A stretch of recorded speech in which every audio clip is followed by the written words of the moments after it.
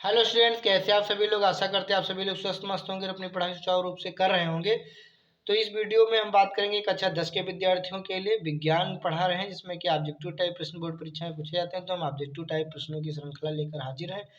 हम लोग हैं चैप्टर 12 पर, विद्युत नामक पाठ में, जिसका पहला प्रश्न आप सभी के सामने है कि विद्युत धारा का मात्रक होता है।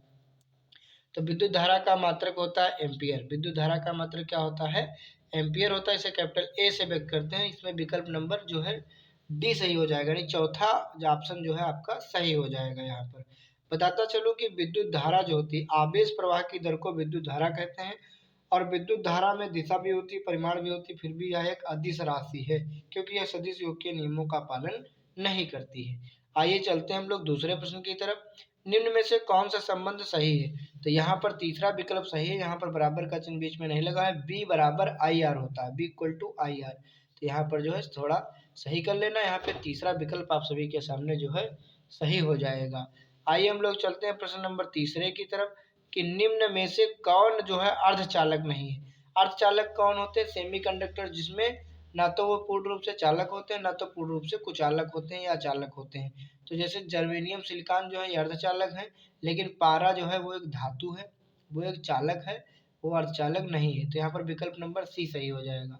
आइए चलते हैं चौथे प्रश्न की तरफ। विद्युत प्रतिरोध का मात्रक है। तो विद्युत प्रतिरोध जो होता है, प्रतिरोध का मात्रक ओम होता है। प्रतिरोध का मात्रक क्या होता है? ओम होता है। तो यहाँ पर विकल्प नंबर सी सही हो जाएगा। पहला विकल्प जो एम्पियर लिखा है वो धारा का मात्रक होता है, विद्युत धारा। वोल्ट जो लिखा है वो विभव का मात्रक होता है, और वाट जो लिखा है वो शक्ति का मात्रक होता है। याद रखिए, प्रतिरोध किसको कहते हैं? धारा के मार्ग में आने वाले अवरोध या बाधा को हम लोग जो है प्रतिरोध कहते हैं। आइए चलते हैं प्रश्न नंबर 5 की तरफ। प्रतिरोध का एसआई मात्रक क्या है? तो प्रतिरोध का एसआई मात्रक ओम होता है। विकल्प नंबर सी सही हो जाएगा। जो जूल देख रहे हैं वो कार्य का एसआई मात्रक होता है। ठीक, कार्य ऊर्जा उष्मा। यहाँ पर जो है विभव का मात्रक वोल्ट होता है, धारा का मात्रक एम्पियर होता है। आइए चलते हैं छठे प्रश्न की तरफ। वोल्ट बटे एम्पियर प्रदर्शित करता है, यानी बी बटे आई होता है। अगर बी ऊपर है आई नीचे है तो फिर बचा कौन? आर बचा। तो आर बराबर होता है बी बटे आई। तो आर का मतलब क्या? प्रतिरोध। प्रतिरोध का मतलब क्या होता है? ओम। तो विकल्प नंबर सी सही हो जाएगा। पहला ऑप्शन एम्पियर दिखाई दे रहा है। एम्पियर जो है धारा का मात्रक होता है, विभव का मात्रक वोल्ट होता है, वाट शक्ति का मात्रक होता है। प्रश्न नंबर 7वां आप सभी के सामने। आवेश का SI मात्रक होता है। तो आवेश का SI मात्रक होता है कूलाम। विकल्प नंबर डी सही है यहाँ पर। वोल्ट जो देख रहे हैं वो विभव का मात्रक है, ओम जो देख रहे हैं वो प्रतिरोध का मात्रक है, जूल जो है वो कार्य का मात्रक है। आइए यहाँ पर देखते हैं निम्न में से कौन सा पद विद्युत परिपथ में विद्युत शक्ति को निरूपित करता है। तो विद्युत शक्ति को निरूपित करता है आई स्क्वायर आर।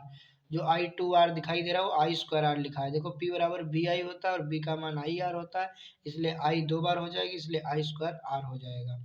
विकल्प नंबर ए सही हो जाएगा। चलते हैं हम लोग 9 नंबर प्रश्न की तरफ। 1, 2 और 3 ओम के तीन प्रतिरोधों को यदि श्रेणी क्रम में जोड़ेंगे तो तुल्य प्रतिरोध कितना आएगा? तो तुल्य प्रतिरोध यहाँ पर क्या होगा? श्रेणी क्रम में जब जोड़ते हैं तो सबको जोड़ देते हैं। तो 1 + 2 + 3, इसको ऐड करेंगे तो 2 1 3 3 6 ओम आ जाएगा आंसर। विकल्प नंबर डी यहाँ पर सही है। प्रश्न नंबर 10 आप सभी के सामने। विभवांतर का सही मात्रक क्या होता है? विभवांतर का सही मात्रक वोल्ट होता है। विकल्प नंबर डी सही हो जाएगा। पहला ऑप्शन जूल दिखाई दे रहा है वो कार्य का मात्रक है, वाट शक्ति का मात्रक है, एम्पीयर धारा का मात्रक है। 11 नंबर प्रश्न आप सभी के सामने है विद्यार्थियों। स्थिर विद्युत में आवेश क्या होता है? आवेश क्या होता है? स्थिर विद्युत में आवेश विरामावस्था में रहते हैं। गतिक विद्युत में आवेश जो है गतिमान अवस्था में रहते हैं। तो यहाँ पर विकल्प नंबर डी सही हो जाएगा, विरामावस्था में। प्रश्न नंबर 12 आप सभी के सामने। विभव का मात्रक होता है। विभव का मात्रक वोल्ट होता है। विकल्प नंबर बी सही हो जाएगा। पहला एम्पियर जो दिखाई दे रहा है वो धारा का है, ओम प्रतिरोध का है, वाट शक्ति का मात्रक है। 13 नंबर प्रश्न आप सभी के सामने। निम्नलिखित में से कौन विद्युत का सुचालक है? तो विद्युत का सुचालक कौन है? ग्रेफाइट। ग्रेफाइट जो होता है वो विद्युत का सुचालक होता है। सेल में पड़ा होता है रेडी वाले।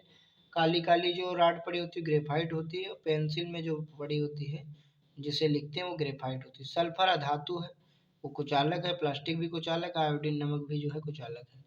प्रश्न नंबर 14 आप सभी के सामने। धारा विद्युत में आवेश रहते हैं। जब धारा विद्युत में तो बिजली प्रवाहित होती है तो उसमें गतिमान आवेश होता है, यानी आवेश जो है गतिकीय अवस्था में रहता है। विकल्प नंबर सी सही हो जाएगा। 15 नंबर सवाल आपके सभी के सामने। 100 वाट और 220 वोल्ट के विद्युत बल्ब के तंतु का प्रतिरोध क्या होगा? यहाँ प्रतिरोध निकालना है आर। आर बराबर फार्मूला लगेगा। ठीक, तो यहाँ पर हल करेंगे इसको तो 484 ओम आएगा। विकल्प नंबर बी सही हो जाएगा। इस सवाल को हम देखो अपलोड कर देंगे अलग से लगा करके, तो उसको देख लेना। चलिए यहाँ पर चलते हैं 16 नंबर प्रश्न की तरफ। विद्युत बल्ब का तंतु किस धातु का बना होता है? जो विद्युत बल्ब पहले रेड वाला आता था, लाल वाला बल्ब, अब तो व्हाइट आता है, तो उसमें जो तंतु बना होता था फिलामेंट, वो फिलामेंट टंगस्टन का जो है बना होता था, नीचे जो होता है तंतु, ठीक, जो जलता है। आइए हम लोग देखते हैं 17 नंबर प्रश्न। ऊर्जा का सही मात्रक क्या होता है? तो ऊर्जा का सही मात्रक कार्य ऊर्जा उष्मा सबका जूल होता है। विकल्प नंबर बी सही हो जाएगा। कैलोरी उष्मा का मात्रक है। ताप जो है वो तापमान का मात्रक होता है, ठीक। यहाँ पर टंगस्टन निम्नलिखित में से किस ताप पर पिघलता है? प्रश्न नंबर 18। तो 3500 डिग्री सेल्सियस पर जो है टंगस्टन पिघलता है, याद रखिएगा इसको। प्रश्न नंबर 19। ओम का नियम है, तो बी बराबर आई आर होता है ओम का नियम। रिपीटेड प्रश्न है, विकल्प नंबर ए सही हो जाएगा। प्रश्न नंबर 20 और ये लास्ट प्रश्न है आज के सेशन का। 1 किलोवाट घंटा का व्यवहारिक मात्रक क्या होता है? व्यवहारिक कह लीजिए या व्यापारिक कह लीजिए, तो ये होता है 1 यूनिट। जो घर में बिजली आती है उसमें जो है मीटर लगा होता है, उसमें यूनिट के रूप में काउंट होता है। 1 यूनिट खत्म होने का मतलब होता है 1 किलोवाट बिजली जो है 1 घंटे में आपने व्यय की हुई है, खर्च की हुई है। तो मिलते हैं नेक्स्ट वीडियो में, तब तक के लिए सभी विद्यार्थियों को धन्यवाद।